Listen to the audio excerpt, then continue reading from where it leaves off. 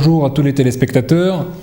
Je voudrais maintenant faire une petite série de cours, faire une parenthèse sur le Derer Hashem, le livre du Ramchal que nous faisons ensemble, pour revenir sur un sujet dont plusieurs personnes nous ont posé des questions et voudraient un petit peu mieux définir un petit peu cela.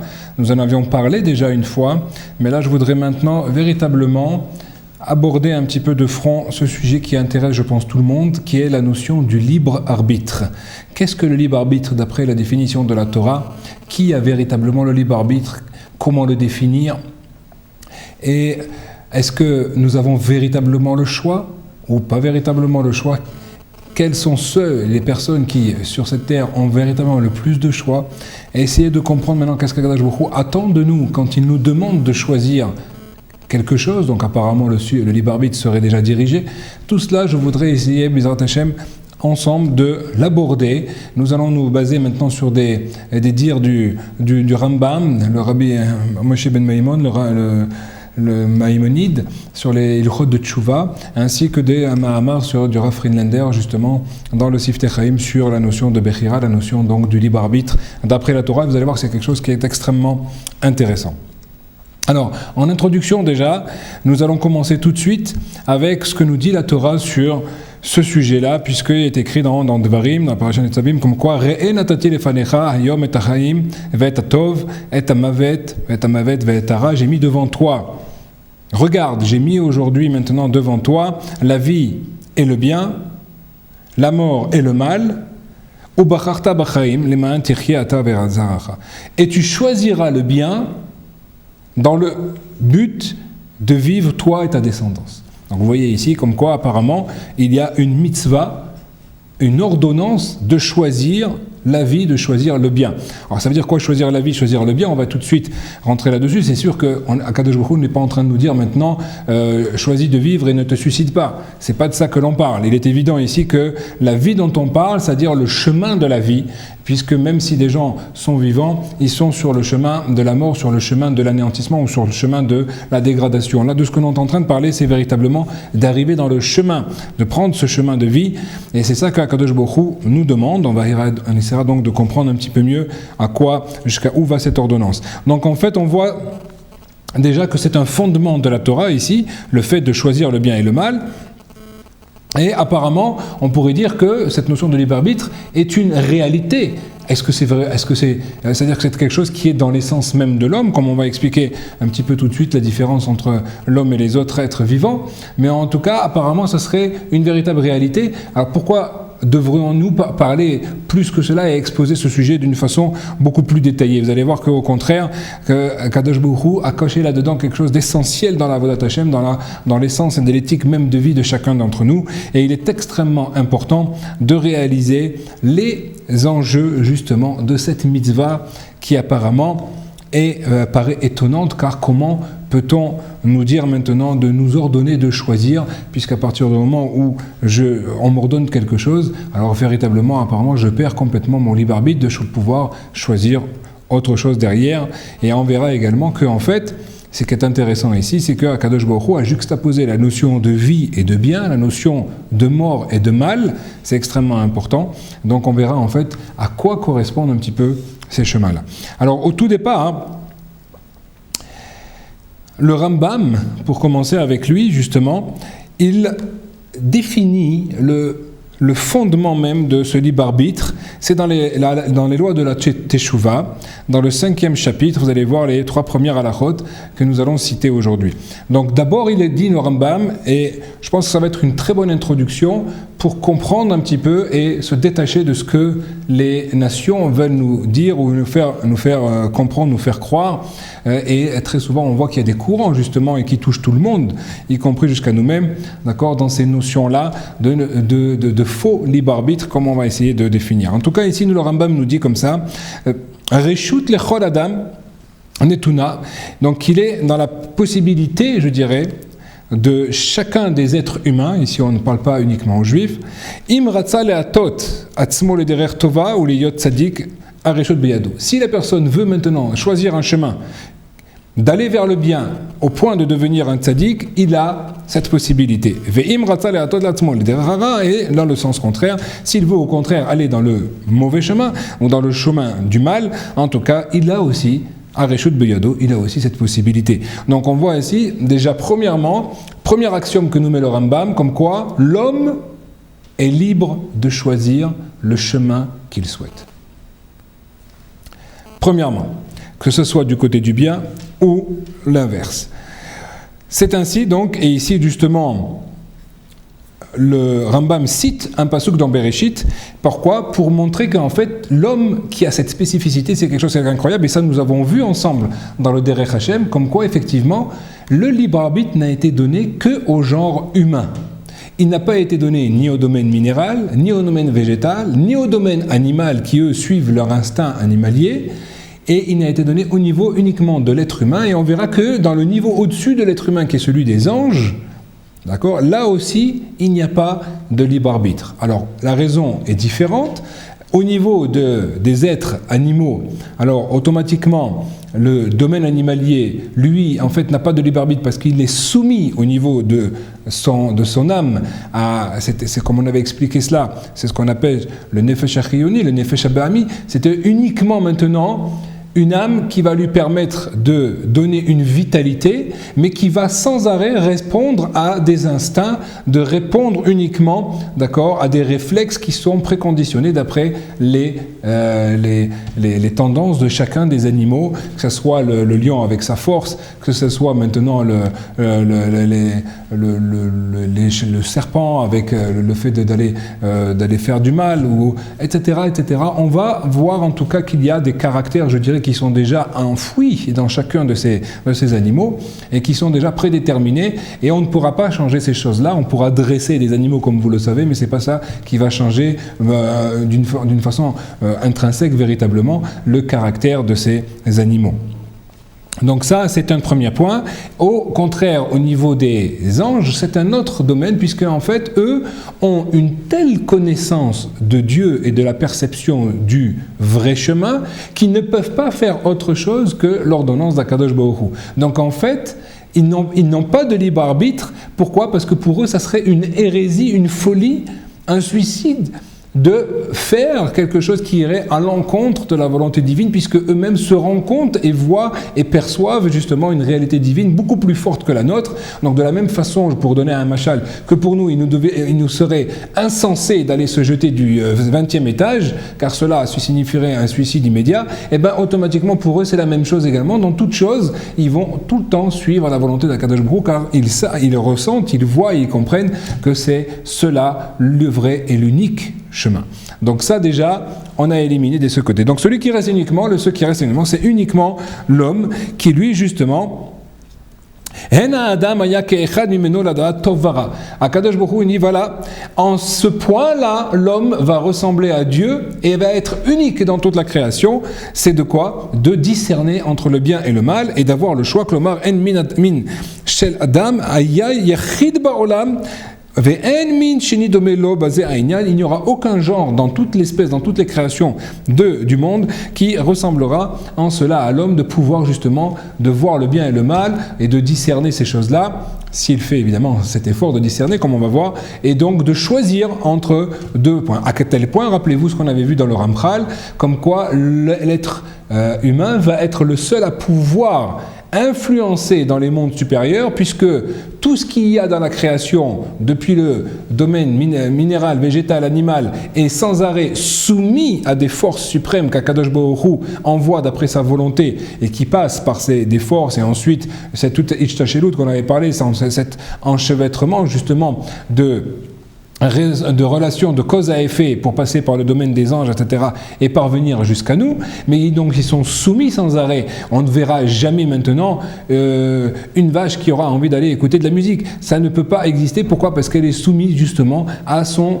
instinct animal à elle, qui est de brouter, de faire du lait, de se multiplier, etc. Et uniquement ça s'arrêtera à cela. Et de ne pas se mettre en danger, on le verra. Alors que au niveau de l'être humain, étant donné que lui a la possibilité de choisir, donc automatiquement il a aussi la possibilité d'influer par ses actions, par ses paroles, par ses pensées, donc d'influer du bas vers le haut, et donc à chaque fois qu'un homme va faire une action, cet acte aura des conséquences, et ces conséquences des conséquences, et cela va remonter jusqu'en haut, et ensuite en fonction de cela également, on va lui mettre devant lui donc des épreuves, des expériences, etc., de façon à le faire grandir, ou s'il veut aller du mauvais côté, du mauvais chemin, et bien également on le laissera décliné comme il est écrit dans la Torah. Donc en tout cas, on voit ici donc une spécificité au niveau de l'être humain qui est extrêmement importante à comprendre. Et nous dit ensuite le Rambam, Shehiye ou be'atzmo beda'ato marshavato yodea tov ve'ato ve'ara ve'ose kol ma she'u chafetz. C'est le seul qui a la connaissance de cela et qui peut faire ce qu'il souhaite. Personne ne viendra empêcher de lui faire maintenant ou de le faire tendre vers le bien ou vers le mal. Et donc automatiquement à cause de ce problème-là justement, Akadosh Baruch Hu, une fois que l'homme avait fauté, puisque le premier homme avait maintenant uniquement comme injonction de ne pas goûter de cet arbre de la connaissance avant de rentrer dans le Shabbat, il devait y goûter uniquement après, mais tant que le monde n'était pas rentré dans le Shabbat, la perfection n'était pas arrivée, il ne pouvait pas se permettre de faire cela, il a malheureusement fauté là-dessus, automatiquement il est devenu mortel, automatiquement au départ, avant la Zéra, il était encore immortel, donc c'était dangereux, comme quoi s'il restait au Gan Eden avec cette immortalité et qu'il commençait, en tout cas qu'il risquait d'aller manger maintenant de l'arbre de l'éternité, le Etz HaChaim, puisqu'il y avait cet arbre-là qui était déjà, de lequel il pouvait profiter puisqu'il était déjà immortel, une fois qu'il a fauté, il est devenu mortel cette fois-ci, donc si maintenant il était du côté il avait fauté, donc il était redescendu et qu'il venait à goûter maintenant de l'arbre de l'immortalité, alors là il aurait été dans le mauvais chemin entre guillemets pendant l'éternité, et là c'était impossible, donc Akadosh Baruch Hu le chasse du Gan Eden et il va devoir réparer, c'est ce que nous devons faire jusqu'à aujourd'hui, comme nous avons parlé là-dessus à maintes reprises. En tout cas ici ce qui nous intéresse c'est justement déjà au niveau de la Bechira, et ici le Rambam va tout de suite maintenant nous enlever de la fausse idée. Et là, le Rambam est très fort dans ces mots. Que ne viennent pas à l'esprit d'Avarzé chez Omrim Tipshe Aumot Haolam, que viennent dire maintenant les sots des nations et les sots et sautés. D'accord? Et Verov Golmele Bene Israël, et également les gens qui sont plongés parmi Israël dans la matière, dans des gens qui ne donnent pas de part dans leur vie à la spiritualité. Donc, comme quoi, que ne viennent pas à ton esprit maintenant chez Akadosh Baruch Hu, Gozer ala Adam, Metria Briato, Liot, Tzadik, Oracha. Ne viens pas croire, et là au-dessus on va tout de suite aussi commenter, ne viens pas croire maintenant qu'Akadosh Baruch Hu décrète depuis le départ, depuis la naissance d'une personne, s'il va être un tzaddik ou s'il va être un rachat. Et là-dessus, Rabotai, on arrive à quelque chose d'extraordinaire. C'est-à-dire que vous allez voir dans le monde non religieux des personnes qui se disent justement « moi, je peux faire ce que je veux ». Moi, je peux faire véritablement choisir, alors que toi, tu ne peux pas faire, tu es obligé de faire le Shabbat, tu es obligé de faire ça, d'aller à la prière, etc. Vous allez voir que petit à petit, on est très loin en fait de cette réalité. Mais en tout cas, et très souvent d'ailleurs, ce sont eux qui sont les plus subordonnés, car ils sont tellement soumis dans leur instinct animal et dans une pression sociale et de matu vu au niveau société, comme quoi eux-mêmes en fait, après réflexion, vous allez voir qu'ils sont obligés de travailler pour aller prendre des vacances, ils sont obligés de travailler pour se payer ça, pour se faire ça, etc. Ils sont complètement conditionnés, et vous verrez en fait qu'ils n'ont pas du tout le choix de ce qu'ils font, car ils ne peuvent en rien se retenir sur les envies qu'ils peuvent avoir, et les envies parfois même les plus basses, et ça c'est quelque chose de très très grave, comme on le verra. Alors en fait, et d'un autre côté, donc ces gens-là disent en fait moi je suis complètement libre, on va voir que c'est faux puisqu'ils suivent leurs instincts, et d'un autre côté ils disent, mais d'un autre côté quand il y a quelque chose qu'ils ne sont pas capables de faire ou de choisir, ils disent mais ça c'est parce que Akadosh Baruch Hu, d'accord, soit Akadosh Baruch Hu, soit ils appelleront ça d'une autre façon, en tout cas il dit il a déjà décrété si une personne elle doit être comme ça et comme comme ça, et donc je ne suis pas responsable de ces actes-là. Je suis pour rien si maintenant l'homme, si Akadosh Baruch Hu, ou l'homme a été fait d'une façon qu'il est gourmand, donc je dois manger de tout ce que je vois, ou s'il est attiré par les femmes, et donc je dois aller avec qui je veux, etc., etc. C'est une contradiction totale entre ce fait maintenant de pouvoir véritablement choisir et de notre côté, vouloir se justifier dans leurs actes les plus bas, par un système, je dirais, comme quoi ils sont subordonnés par rapport aux tendances de l'homme est comme ça, et même au niveau de la philosophie et de la psychologie surtout, on voit que très souvent il y a eu des théories comme ça, comme quoi l'homme doit en rien se freiner dans ses envies, en rien, comme vous connaissez. Je tairai un petit peu les personnes qui ont fait cela, mais en tout cas on s'aperçoit aujourd'hui que c'est complètement faux et qu'au contraire, c'est justement dans la canalisation que l'homme peut grandir, mais pour avoir cette canalisation, il faut d'abord se travailler pour pouvoir avoir véritablement le choix, véritablement avoir un libre arbitre, et c'est ce que nous allons essayer ensemble de définir. Alors, on pourrait se poser une question là-dessus pour ceux qui connaissent le Talmud, car il existe une Gemara, dans la Gemara de Nida, c'est dans la page Tetzaïn, comme quoi il y a un ange qui est préposé maintenant à la grossesse, et qui vient, il s'appelle Laïla, et il vient maintenant prendre maintenant la tipa, une goutte de semence, et il vient devant Akadosh Baruch Hu, et il dit maintenant, est-ce que cet être-là qui va venir de cette goutte, est-ce que maintenant il va être fort, ou il va être faible? Je traduis tout de suite. Est-ce qu'il va être sage, ou est-ce qu'il va être idiot? Donc, etc., etc., et là, Akadosh Baruch Hu lui répond effectivement sur le caractère de la personne qui va venir à travers cette semence. Alors on pourrait poser la question apparemment, donc on voit bien que ça irait dans le sens de ceux qui disent comme quoi l'homme est subordonné par rapport à son caractère, à des tendances qui sont déjà été définies depuis sa conception. Donc comment expliquer un petit peu maintenant cette Gemara? Alors là-dessus il y a plusieurs explications qui sont extrêmement importantes, je crois, de souligner avant de commencer et de continuer sur les prochains cours Bezrat Hashem. Le Rambam, vous savez que le Rambam est un Rishon, donc c'était des commentateurs du temps du Moyen-Âge, puisque c'était en l'an 1000, et il faut savoir que leurs mots sont extrêmement précis, extrêmement réfléchis. Chaque phrase est pesée comme un pesant d'or véritablement. Alors ici, en fait, il nous dit ici le Rambam, et je vais donner donc plusieurs explications d'après plusieurs commentateurs, comme quoi il y a écrit là-bas Gibor ochalash chacham otipesh. Aresh chacham otipesh, on voit apparemment que ça serait que s'il est sage ou est-ce que s'il est idiot, ça serait déjà fixé. Et il dit en fait non. Regardez ici, premier terout, c'est qui? C'est dans les Hagaot Maïmonides. Donc les Hagaot Maïmonides, c'est un commentaire sur le Rambam lui-même. Et là-bas, il est écrit comme quoi il y a une différence entre sachal et tipesh. Il y a maintenant le sot et maintenant ou l'idiot, je dirais comme ça, pour essayer de comprendre. Le Rambam ici, il n'a pas écrit maintenant est-ce que l'homme est chacham ou tipesh, parce que ça, ce n'est pas maintenant dans les mains de l'homme. Ça veut dire qu'en fait, un homme avant sa naissance, effectivement, va lui être attribué un quota, un potentiel au niveau de sa sagesse. Il y a des gens qui sont plus sages que d'autres. On va voir tout de suite comment, mais déjà au niveau de ça, de son caractère, comme ça il va avoir ce potentiel-là. Mais ici, qu'est-ce qu'il nous dit maintenant? Le Rambam nous dit maintenant, est-ce qu'il va être sachal? Ça veut dire que, je vais essayer de vous le citer tout de suite,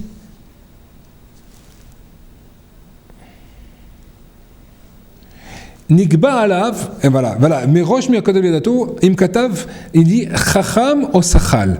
Donc la première différence, il faut comprendre, c'est quoi? Ça ne veut pas dire maintenant est-ce qu'il va avoir un potentiel énorme ou pas énorme. Ça, effectivement, ça va être décidé. Mais par contre, regardez bien, et c'est pas ça que maintenant, ce que nous voulons définir ici, ce que nous voulons bien montrer ici, c'est quoi?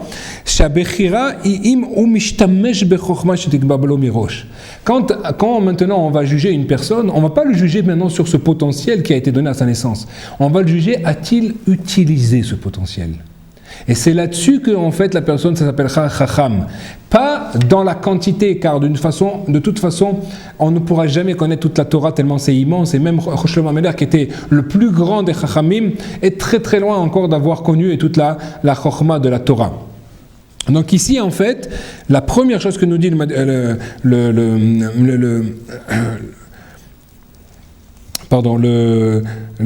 Agaot Mamaniot, lui il dit en fait, donc un commentaire sur Maïmonide, il dit bien comme quoi en fait, premièrement, on va te juger, savoir est-ce que tu as utilisé ton potentiel. Ça c'est extrêmement important.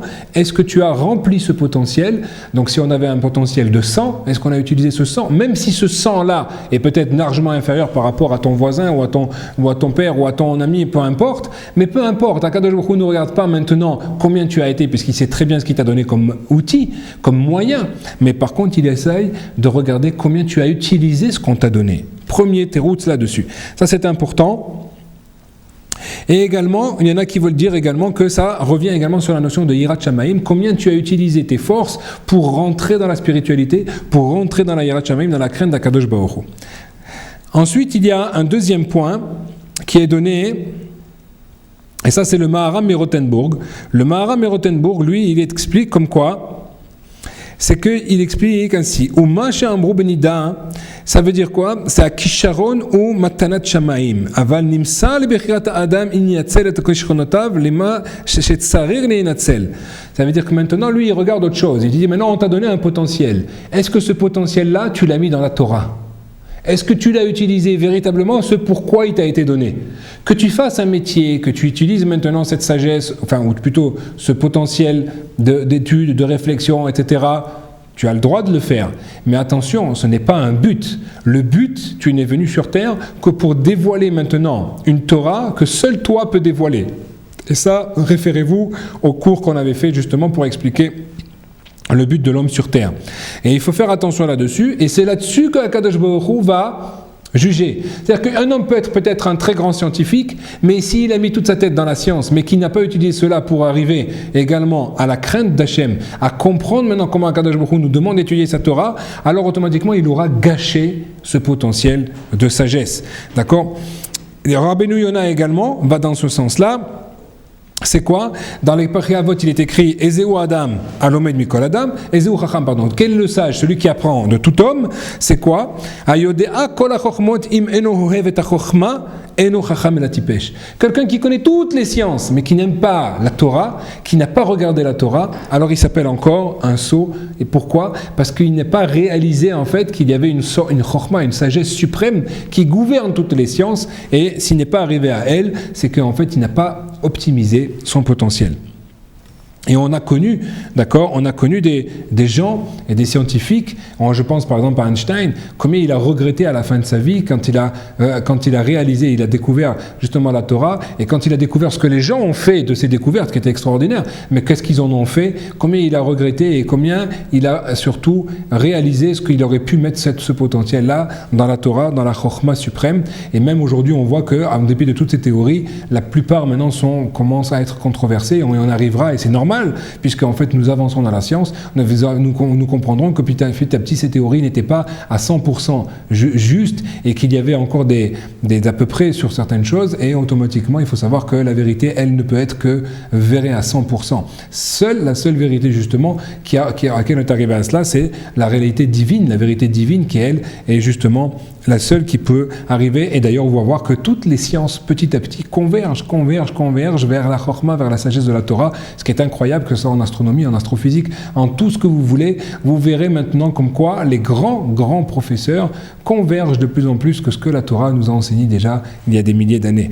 Donc il faut comprendre un petit peu ces choses-là, avoir l'humilité de comprendre et de réaliser que notre Créateur qui a fait ce monde-là est bien plus grand que nous, et qu'en fait, il nous a donné justement ce mode d'emploi qui est extraordinaire pour pouvoir définir tout ce qui se passe dans le monde. Et nous allons donc comprendre comme quoi, aujourd'hui, ce qu'Hachem attend de nous déjà, Peu importe le potentiel que nous avons, ce potentiel, ce qui est important, c'est de l'optimiser, c'est de l'utiliser comme il se doit et de le canaliser vers la Torah. C'est cela qu'on appelle un sage, c'est cela qu'on appelle un chacham dans le lashon, dans le langage de la Torah. Ici, et je finirai par cela. Donc, il nous dit ici, Kishrona Adam Nikba Kodem Ledato. C'est vrai que si vous voulez, le QI d'une personne, le Kisharon, quel est son profil au niveau du QI? Est-ce qu'il a un grand coefficient intellectuel? Alors, il nous dit, ça a été fixé avant sa naissance.